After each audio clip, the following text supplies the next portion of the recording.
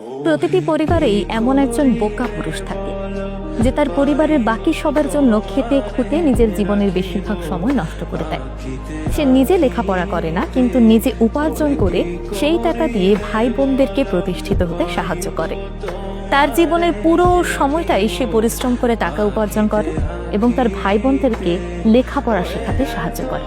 তার ভাই বোনরাও বড় ভাইয়ের টাকায় লেখাপড়া শিখে বড় হয়। একটা সময় পর তারা প্রতিষ্ঠিত হয়, বড় বড় চাকরিও করে এবং তারা নিজেদের আখের গুছিয়ে সুন্দর করে আলাদা হয়ে যায়। তার জীবনের সকল উপার্জন দিয়ে ভাই বোনদেরকে লেখাপড়া করিয়ে প্রতিষ্ঠিত হয়েছে। মধ্য বয়সে গিয়ে মানুষটি দেখতে পায় না তার কাছে আছে পুঁজি, না তার কাছে আছে লেখাপড়ার জ্ঞান। যে লেখাপড়াকে ব্যবহার করে সে আবার নতুন করে তার জীবনের পথটাকে গুছিয়ে নিতে পারে।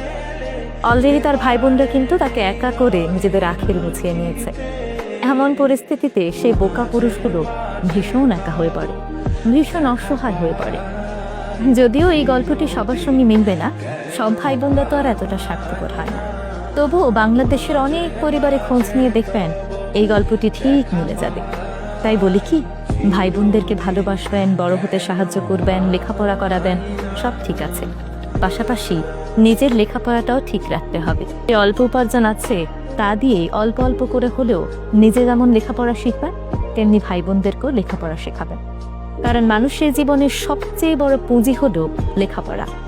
আপনার কাছে যদি কোনো সাহায্য না থাকে, কোনো অর্থ সম্পদ না থাকে, কোনো পুঁজি না থাকে, তবুও আপনি আপনার নিজের লেখাপড়া এবং জ্ঞান ভাঙিয়ে নিজের বাকি জীবনটা পার করে দিতে পারবেন।